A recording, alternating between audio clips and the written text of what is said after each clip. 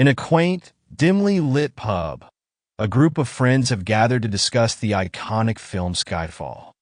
The air is thick with the aroma of freshly pulled pints and the chatter of excited voices. Why are we here at a pub instead of a cafe? Well, pubs are an integral part of British culture. So, we're better to discuss this quintessentially British film than in a setting that captures its spirit. And remember, everyone, today all of us, the host and our friends, will be speaking with British accents to enhance our immersion in the British culture and language. Welcome, everyone, to our literary gathering. Today, we're going to take several first steps on a unique English language journey through the iconic film, Skyfall. In addition to our ordinary read-listen-repeat exercise, we'll take a closer look at the world of British English, as showcased in this thrilling James Bond adventure. So, get ready to explore the nuances of British slang, accents, and cultural references that make this film a linguistic treasure trove. It's going to be a fascinating and entertaining adventure. Before we continue our journey through the world of Skyfall, let's take a moment to watch a short video clip from the film. You can find the link to the clip in the comments section below. Now, let's listen to the passage, performed by our talented actors. Don't repeat the words in your head. Just immerse yourself in the story. Listen carefully and imagine the scene.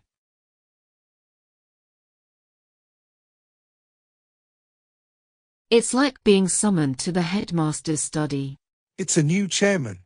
Just standard procedure. Bloody waste of my time is what I call it.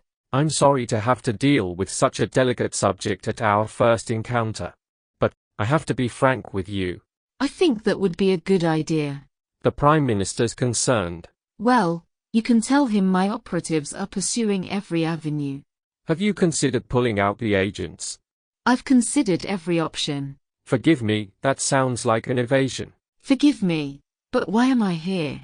3 months ago, you lost the computer drive containing the identity of almost every NATO agent embedded in terrorist organizations across the globe. A list which, in the eyes of our allies, never existed. So if you'll forgive me, I think you know why you're here. Are we to call this civilian oversight? No, we're to call this retirement planning. Your country has only the highest respect for you and your many years of service. When your current posting is completed, you'll be awarded GCMG with full honors. Congratulations. You're firing me. No, ma'am, I'm here to oversee the transition period leading to your voluntary retirement in 2 months' time. Your successor has yet to be appointed, so we'll be asking you. I'm not an idiot, Mallory. I know I can't do this job forever, but I'll be damned if I'm going to leave the department in worse shape than I found it. You've had a great run. You should leave with dignity. Oh, to hell with dignity. I'll leave when the job's done. In this interactive discussion section, we're going to break down the episode sentence by sentence. We'll read the sentences one by one in a circle, and I'll ask questions. You'll provide your answers, and together, we'll repeat the sentences, questions, and answers to improve your understanding, listening, and speaking skills. Remember, this is British English, so we'll clarify any difficult points or unfamiliar terms along the way.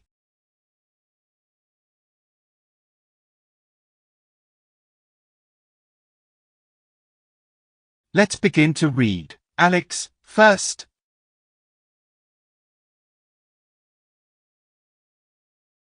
It's like being summoned to the headmaster's study.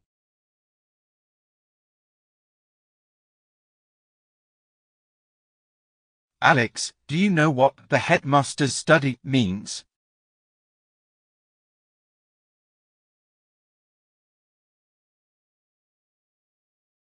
I believe it refers to the headmaster's private office.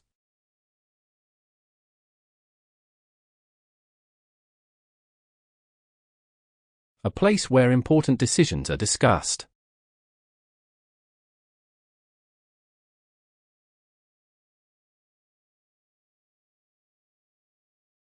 I believe it refers to the headmaster's private office, a place where important decisions are discussed.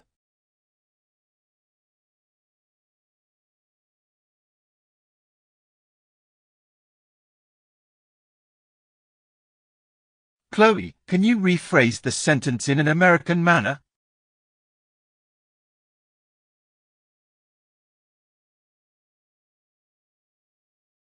It's like being called into the principal's office.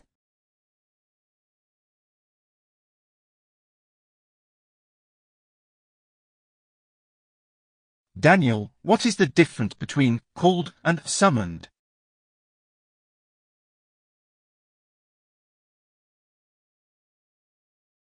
Well, called is a more general term.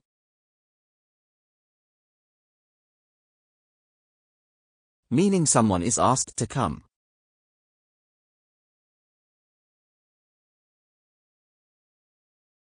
Called is a more general term, meaning someone is asked to come.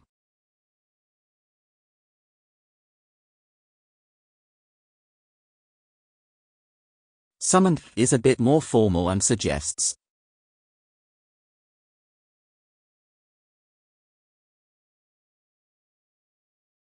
It suggests a higher authority is demanding one's presence.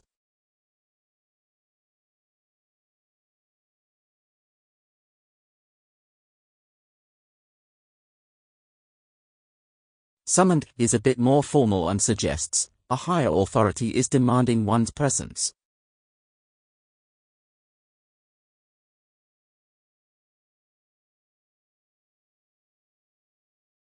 Ben, from what you heard,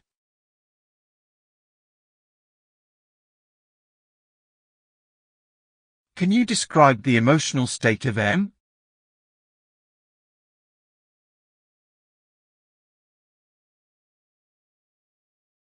Based on what you heard, can you describe the emotional state of M?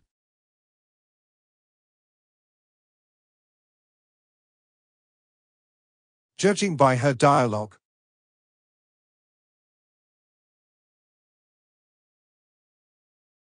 M seems to be experiencing a mixture of confusion and irritation.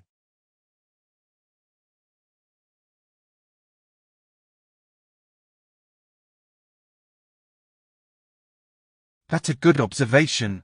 Now Chloe, it's your turn to read.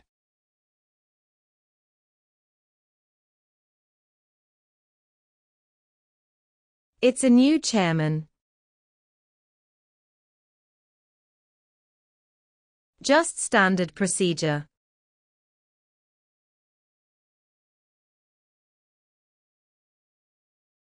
Chloe, it seems like Bill Tanner doesn't know why they are meeting.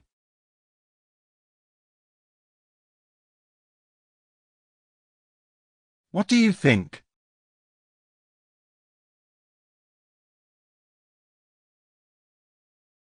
Maybe Bill is trying to make the situation seem less important.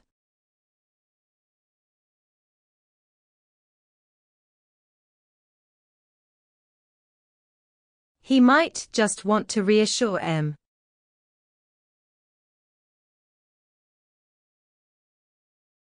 Ben, we're listening to you.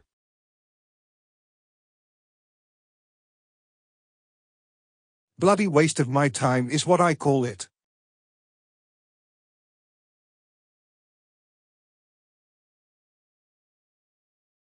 Very strong expression. What does it suggest, Ben?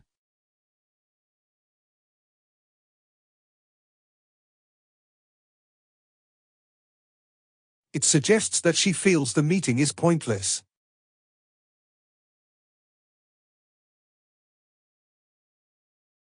And it's a waste of her valuable time.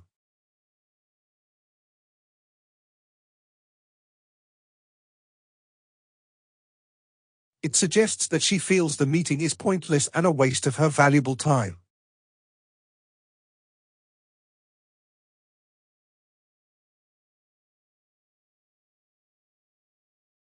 You are right. I just want to add that in British English.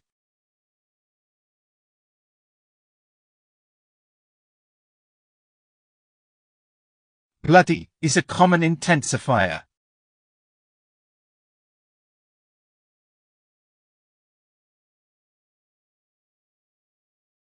I just want to add that in British English, bloody is a common intensifier.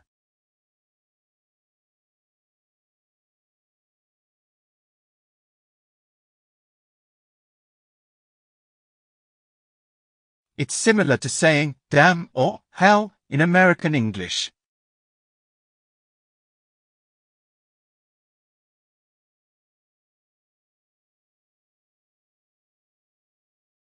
Daniel, your turn. Read Gareth Melleris' lines.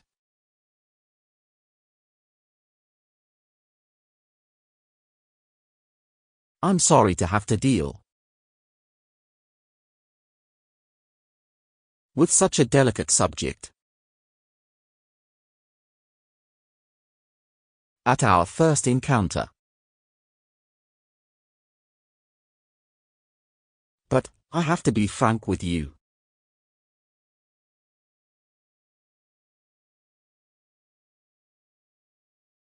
Daniel, what does Gareth Mallory mean by delicate subject?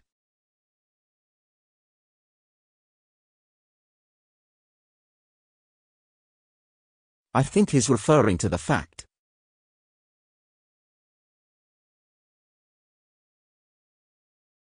that they are discussing a potentially difficult topic.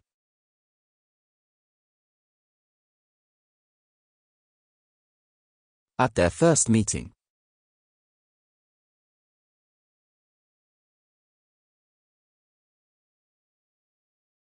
I think he's referring to the fact that they are discussing a potentially difficult topic at their first meeting.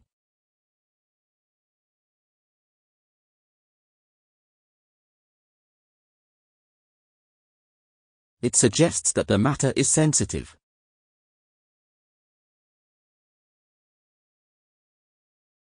And it could have serious consequences.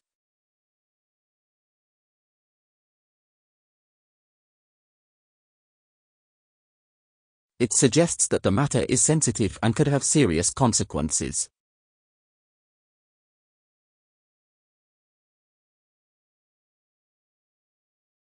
Alex, why does Gareth say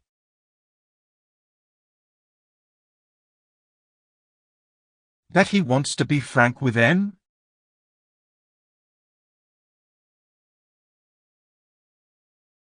Why does Gareth say that he wants to be frank with Em?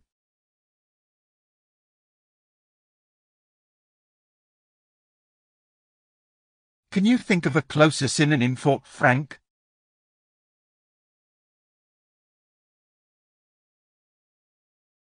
The word frank suggests a level of honesty.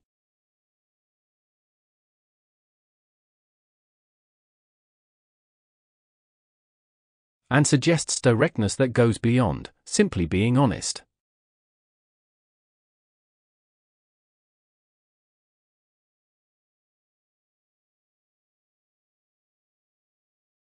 The word frank suggests a level of honesty and directness that goes beyond simply being honest.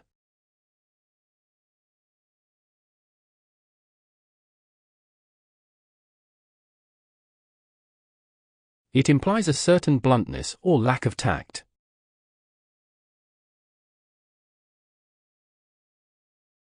Gareth would possibly say,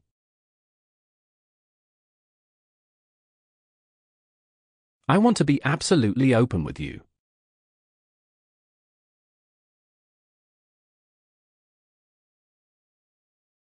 Gareth would possibly say, I want to be absolutely open with you.